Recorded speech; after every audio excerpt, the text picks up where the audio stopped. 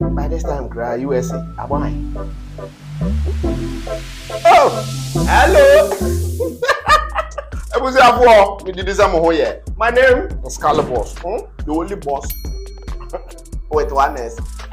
People, when you see me like that, it's all about good news. Why? Because Tap Send is making life so easy and convenient for everybody. So, are you ready for the good news? Hello, come and tell us. Okay, thank you. So, Tap Send brings to you the double referral bonus, which runs from now to the end of October.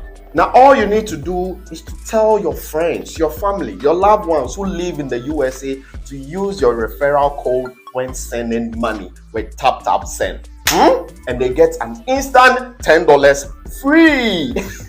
Wait, and you that you are using your referral code, you are going to get double your referral bonus. Initially, if you're in the Europe, you're supposed to get what, €5 for your referral bonus, but now it's a double promotion, so you're going to get €10 instantly. In Canada, it's also double, so that means 10 Canadian dollars. And if you're in the UK, as usual, you're supposed to get what, £5 for your referral bonus, but now it's double. So you're going to get what, £10 just for you. Let the people in the USA know what's going on with Tap Send. Let them use your referral code and they are going to get money, and you're also going to get money. Oh, but get to know that this promotion is only targeted for USA. So meaning, if you refer someone who lives outside USA, you won't receive any bonus. But also, if you are living in the USA, you can also participate in this promo by referring people within USA to use your referral code, which you can find on the app right here.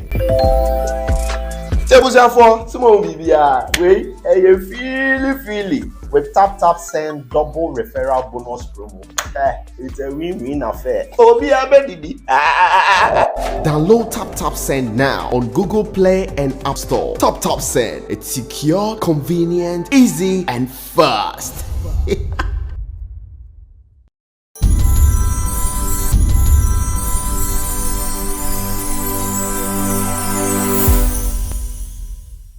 Anyway, guys, I welcome you live on SBTV Africa. You know, when it comes to social issues, entertainment, it's SBTV Africa. Today, my flight, DHW 1642, I'm flying straight to Zambia. I'm going to have a chat with one Zambian there to tell us more about him and what he's into and all that. So if you just chance on our channel, this is SBTV Africa, you can also join us on our channel, subscribe to our channel. If you want to come, my numbers are on the screen: 0244 790902 or 0240 6778898. If you're outside Ghana, you just have to add the +233. That's all. I'm in Ghana here, and I'm moving straight through the internet to talk to Infaso Sakala. So I have with me here human rights defender of Infaso Sakala from Zambia, right? Yes. Okay, so Infaso, in short, Infaso, I welcome you live on SBTV Africa. How are you doing? Thank you so much. I'm doing well, and I hope you're well too. Yes. I'm doing fine here. I saw a little profile about you on social media with some of your challenges and all that. A quick one, you can tell us more about you, and then maybe you also educate us and all that. Okay, so just a quick one. So my name's Paso Sakala, and I'm an intersex activist from Zambia, and I also lead an organization which I founded called Intersex Society of Zambia, which is a non-governmental organization which exists to facilitate for the recognition and protection of the rights of intersex persons in Zambia. Okay, nice. So now you tell us about you before we go about your organization and all that. When you talk about intersex, today you are coming to educate us. When you talk about the intersex, yourself, are you intersex? Yes, myself, I was born intersex. Okay, tell us I'm about part of the community. So when we talk about someone being born intersex, we are talking about someone, in simple terms, who is born with sex characteristics which do not fit the typical definition of how we understand as someone being born biologically male or biologically female. So in short, it means that an intersex person is born with a mix of sex characteristics or traits which are from male and female. Because there's normally this misconception that intersex people are born with two organs. And when we are talking about the organs, we know the organs people refer to is the external genitalia, which is not the case. Because intersex people, in a nutshell, they are born with a mix of sex characteristics of a male and a female. So when you're talking about those sex characteristics, we're talking about the biological makeup of a person. Like, for example, you say, if today I was to ask what makes you say you are biologically male, so there are those sex characteristics which you are going to name. And if I meet a person who identifies and they are saying they were biologically born female, what are the sex characteristics which would distinguish them from male in terms of biology? And we're talking about sex characteristics, not just any other features. Like, for example, people will tell you, no, women have got long hair, men keep short hair, not those, but we're talking about the sex characteristics. So what are those sex characteristics? Tell us about it. When you look at intersex, you find that when you look at the genitalia of a person, right? Most of the time when a child is born, for you to determine whether that person or that child is male or female, you look in between the legs, right? So you find that we depend on the external genitalia of that child. So in most cases, you find that those cases where an intersex child is born and they'll say, we cannot determine whether this one is male or female, you'll find that they are born with what we call ambiguous genitalia. When you look at that genitalia externally, you cannot tell whether you can categorize this child as being male or being female because of how the external genitalia develop. And when you talk about genitalia, it's not just external, it also extends internally. So you'll find that female genitalia internally, we expect a woman to have a uterus, to have a womb, to have ovaries, to have fallopian tubes, you see. So you'll find that I'll give an example of, because when you look at intersex, it's not like it's a variation which is a one size fits all. Intersex, as we speak, has got over 40 variations, and each variation is different. So if you meet me today and I tell you that I'm an intersex person and my biological makeup is like this, it doesn't mean that the next person you meet who will tell you they are intersex, it will be the same. It's different. So it's a spectrum. The same way we've got people with different heights, it's the same with intersex people. The variation will not be the same. An example would be, for example, a female born with external genitalia, maybe with an enlarged clitoris, but if you check internally, they don't have ovaries and they don't have a uterus. And maybe you find that they've got undescended testes. Okay, so when you look at intersex, it's a spectrum on its own. So it's not like it's a one size fits all. But what the catch is, you find that intersex people are born with a mix, and I repeat the word, a mix of sex characteristics of biologically someone born biologically male and biologically born female. So when you look at intersex in itself, it's about the sex characteristics of the person. And you find that intersex persons find themselves in the middle. They cannot be classified as male or female. They are caught up in the middle. And when you dig deeper to find out now about intersex, what is it? You find that when you look about what sex is, it's the biological makeup of a person. And here we've got male, here we've got female. And you find that in between, that's where you find intersex people. And most people will ask, what is intersex? Actually, intersex for me is also a sex category. Okay, so let's talk about you. Are you a male or you are a female, and why do you call yourself intersex? So why I call myself intersex is because of me being born with mixed traits of male and female. Today, we are chatting here, and when you look at me, you say, oh, this one is male presenting. But I can share with you that I was raised female, actually. So when I was growing up, it's quite confusing. So let me try to get back so that I don't. If you are saying it's getting confusing, I also don't want those watching this show to get confused. So let's go back. A child is born intersex. They look between the legs. They cannot determine whether this child is male or female. It means this child is born intersex. So remember, I said intersex is the biological makeup of a person. So it's about the sex of a person. Remember, when you go to society, society expects a male person, a female person to behave a certain way and to present themselves a certain way. So when an intersex child is born, parents are left with a dilemma of how they will raise that child back in society. And this is where now parents will have to choose which gender to raise that child. Yeah, so we talked about the sex of the child being intersex. It's in the middle.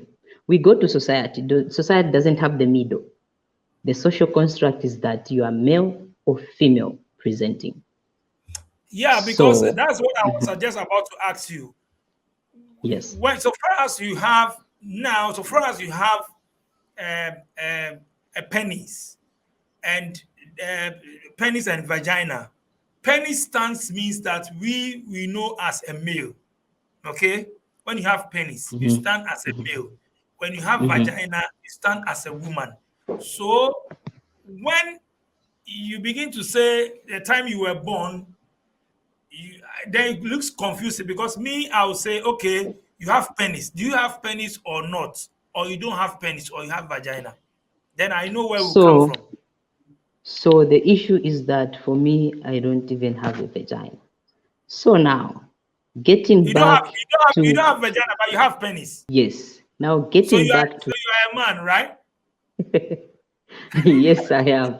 So yes, now listen, so that I don't lose you now, the thing is this.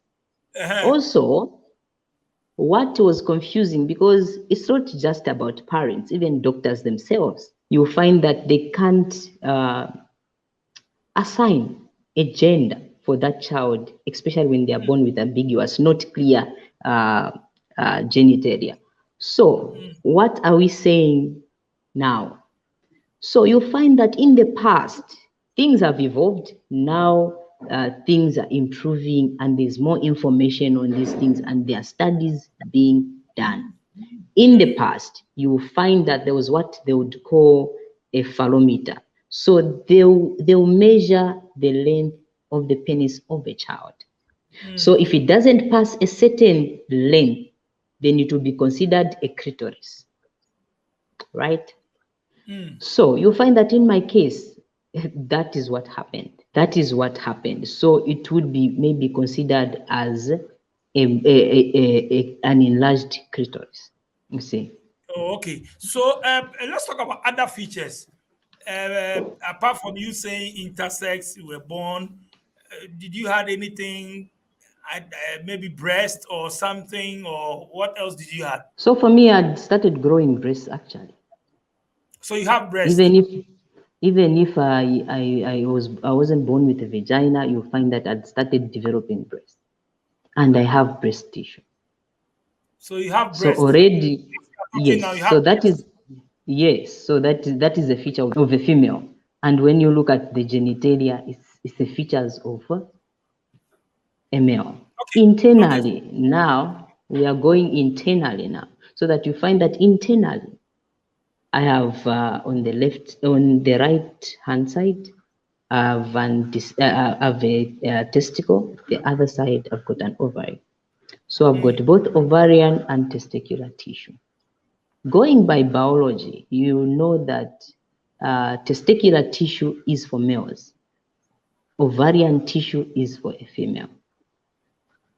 In that in itself, it will tell you I'm born with a mix of male and female sex characteristics, because I will not be able to be classified as male or female because of the mixed features which I have.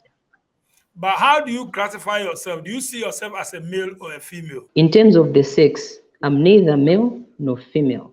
In terms of the gender, as into what society expects, in terms of the binary, I align myself to the male side. So you are a male? Yes, I'm a male, Okay. gender-wise. Okay. Biologically speaking, I'm intersex. Okay, let's get to know how all these things started. Let's see family. How were parents worried about when you were born, your condition and all that? Tell us about it. In terms of my family, you know, our culture, traditions in Africa, you find that when it comes to issues around sex, you can't openly start talking about these issues with your parents. So you find that you have questions, but there's no one to give you answers to those questions. Because I went through, because you know, when you are growing up, because for me, people ask me, when did you, because I was raised female. So now, when did you learn or when did you understand that you are different? At a very young age. You know, when you're kids, you play openly and you're free. And you know, when you get to understand the bodies of your friends, and you look at them like, oh, I'm not like them, I'm different. And also, when it comes to family, it was also very, very, very difficult in terms when it comes to them. So even talking about these things, I started talking about these things later in life, and that was after I even finished my, I think that was maybe in 10th grade. That's when I started having conversations with my mother, and that was pushed because of issues around having girlfriends. Because each and every one of us, saying like everybody else, I dreamt to have a family and settle. I wanted to marry and settle. So when I looked at that, I was like, oh, look at my documentation. In terms of my national identity cards, it says female. The person I'm seeing, she's female. And if we look at our laws, that it does not allow. So I started now having those troubles to think around. So how is my life going to be? So now I was forced to start asking my parents, what really happened? Why was I raised female? Why am I being called female when I don't even have a vagina? What really happened with me? And that's when I even got to hear about the story. To say, oh no, when you were born, doctors could not determine your gender, and we were just told to get you home and raise you, like any other child. And we chose to raise you female. And it's only now that I understand. When you talk about you were raised female, we will get a bit confused. Meaning, your mother raised you, and she was what? She was dressing you like a female, or what? So I was putting on female's clothes. I had a female name. I went to a female's school. So that's what I mean. Oh, so how come your mother was raising you that side as a female? So remember, doctors themselves fail to determine my gender. So even if doctors can fail, what more of parents? So they just had to choose a gender in which I would grow up in. So I needed to be identified in society, and that was the closest. So, and I think another thing which I've learned is that I had the opportunity to ask them, why did you raise me female? And they shared their reasoning behind why they raised me female. What And did they say? trust me, I appreciate it. They said, you know, when we look at culture, culture respects a female's body. And we felt you'll be safer raised like that. And when I think of it, it makes a whole lot of sense. And I'm sure you and I will agree that a female's body is more protected, I think, than the male's body. In terms of even just raising a small child, you will not allow a female child to walk naked. Yet you see a boy child walking naked. Yeah, so that was the rationale behind that, to say we felt if you are raised like that, you'll be more protected because society protects the girl child. You don't know whether you said intersex. I mean, like, are you worried yourself, try to do something, I mean, about yourself? When I was growing up, before I came to understand what really happened, why I was different, I thought about committing suicide so many times because I felt God had neglected me. Why was I born this way? No one will ever love me. Maybe it's true that I'm cursed, because people will tell you that intersex people are cursed. Intersex people are demon possessed.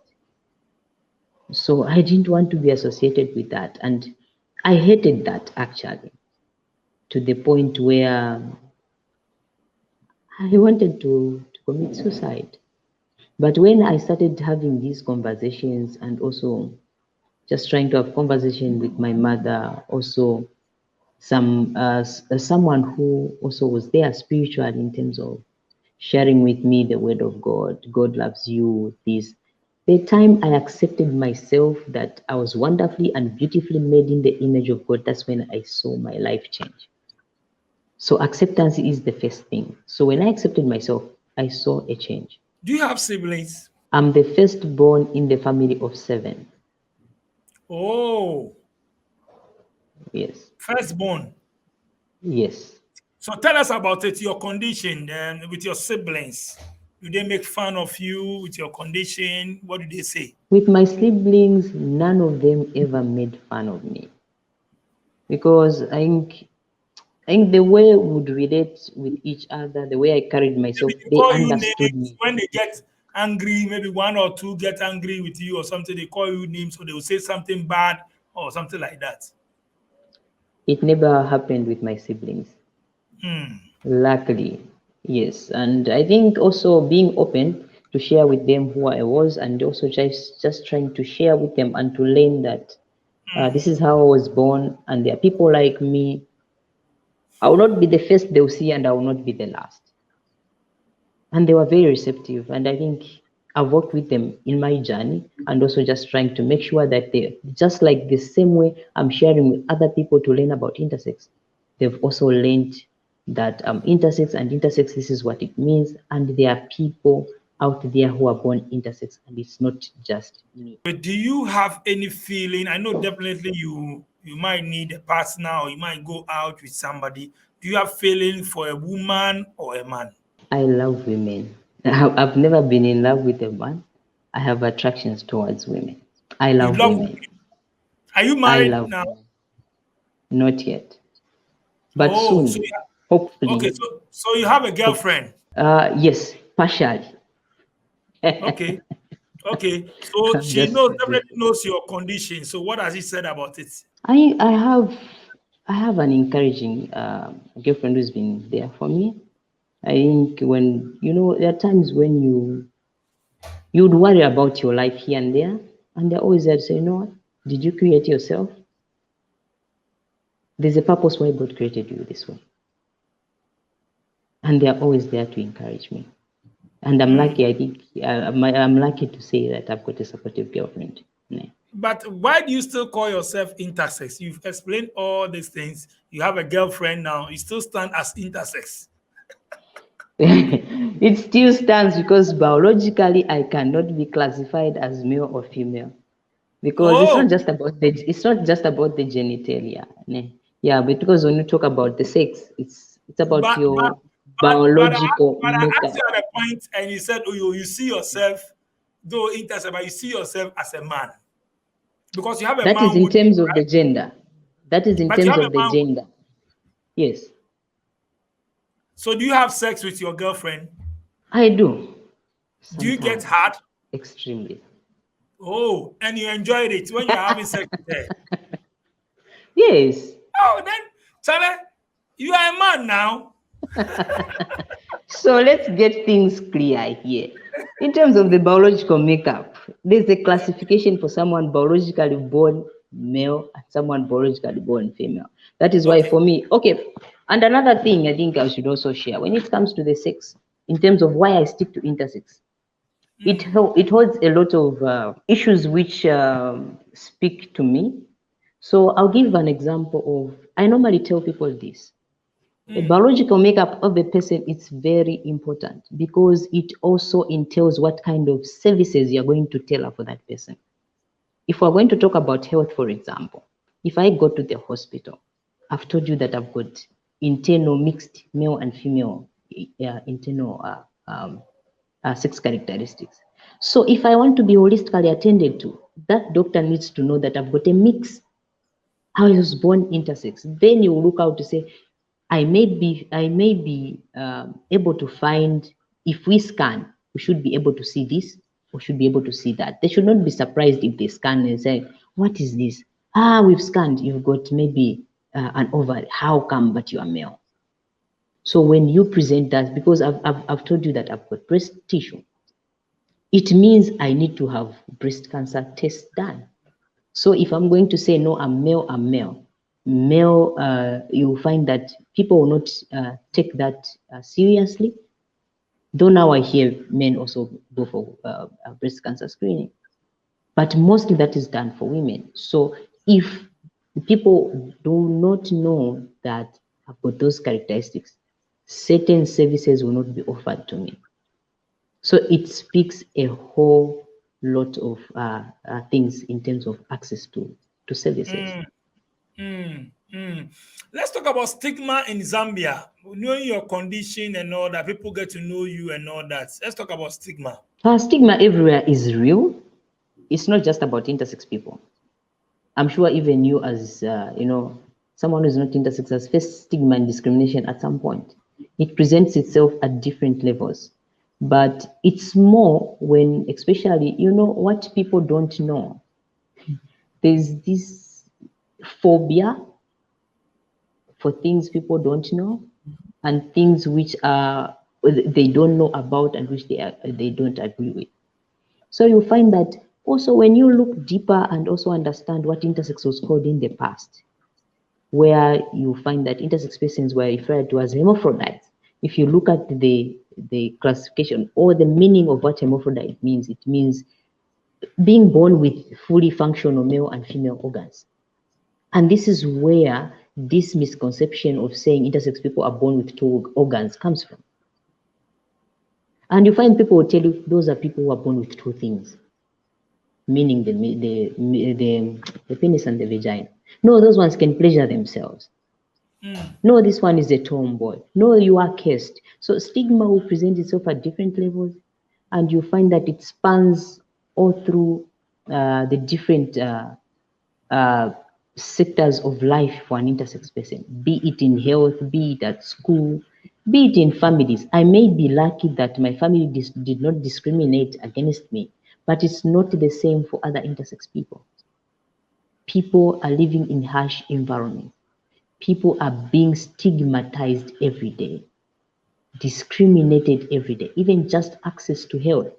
They find it very difficult. So in terms of stigma, I don't think there's any person who can say I've never been discriminated, but it's heightened. Yeah. I was about to ask you, apart from your family that you said nothing like this happened, what about your friends, your close friends that you have? Like now, for me, I think I'm a person who is real to people and to myself.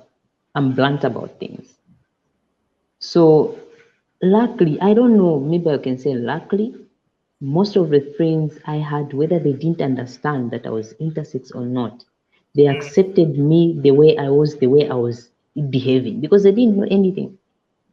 Some of them learned even 15 years later when I came out as an intersex person, and some were like, we were with you all this time and we didn't know that you are intersex. But for me, what I appreciated is they took me as I was, which is the plus for me. I would have others where they were not close friends and they'll still discriminate, especially those you go to the same school with. They will call you all sorts of names.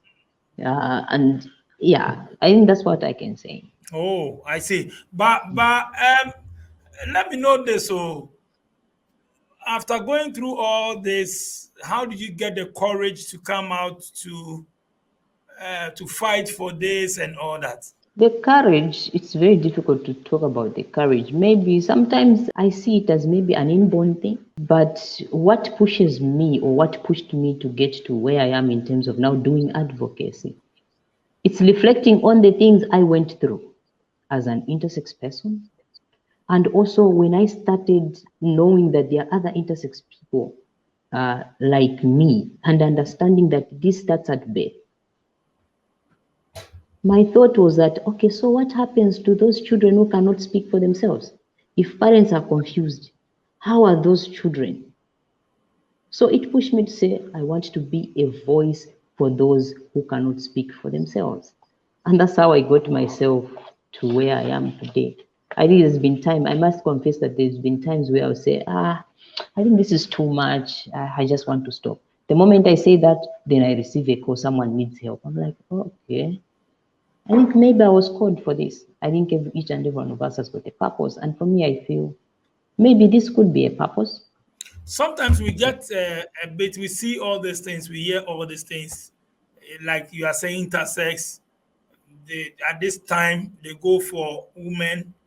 At particular time, they switch for men. They are saying they don't know because they are just swinging like that. This one will go and change man. He's a man, but he says intersex.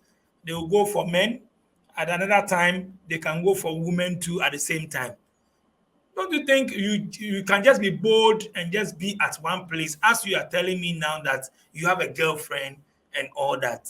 Are you not okay? I mean, for me, I'm okay because I think what I can say is also, I think we can agree that not many people understand what intersex is. And you find that, but in terms of saying, maybe I'll date this one today, or I'll date a male today, I'll date a female tomorrow.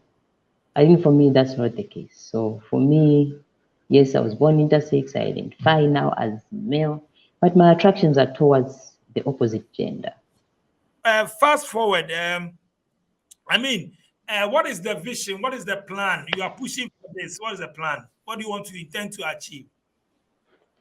So in terms of achievement, I will use the vision of the organization because I think that's what I stand for. I think when it comes to the vision of the organization for us is to see a Zambia where the rights of intersex persons are upheld by all. We want to see a situation where intersex persons are recognized and they are protected. Because when you talk about rights, we are not asking for special rights. All we are saying is that we are human beings, and can we be respected the way you respect any other human being? Do you have a lot of intersex people in Zambia? Currently, I would say, it's difficult, but I would say the number is bigger than I anticipated. And each passing day, we find that there are increasing numbers as to how many people are reaching us. So when we started, you find that you have maybe one person. You would find that maybe you meet maybe 4 people in a year, but this time is different. You find that maybe in a week, two people reached out to you. So the number is growing because I can just quickly share like how many intersex persons we work with, because I think currently we are working with more than 57 intersex persons, and our youngest being below the age of 1. When you come in contact with them, when they call you, what are some of the things that they discuss with you? Some of their challenges? So some of the challenges is how to navigate, how do they, especially I will talk on for parents first because we deal with babies as well. So for parents, they don't know how to raise the child, whether to identify that child as female in terms of the gender or as male. And for those who want their children to start school, they'll ask, is my child safe in school? For those going into secondary school where they want to go into boarding, they'll ask, which place is my child safe in boarding? What are the things we can do to make sure that our child is safe? In a case where they see that their child is having difficulties in terms of accepting themselves, you find that they'll reach out to us for counseling, because we also have support groups where we have intersex persons meet and share their experiences, because that creates an environment where they can have peer support, and it also helps them learn that they are not alone. because most intersex people feel that they are the only one, and they will live in isolation. So for intersex persons themselves, you find that they are also asking in terms of, so if I'm like this, will I be able to live a normal life just like anybody else? Will I be able to have children? Will I be able to marry? Will I be able to get married? If it comes to work, how do I present myself? Others who are working have found difficulties with their employers because of the way they dress. Because it's not every time that you are going to present to people that, no, I'm an intersex person. So those are some of the challenges. For some of the challenges, we find that it's access to health.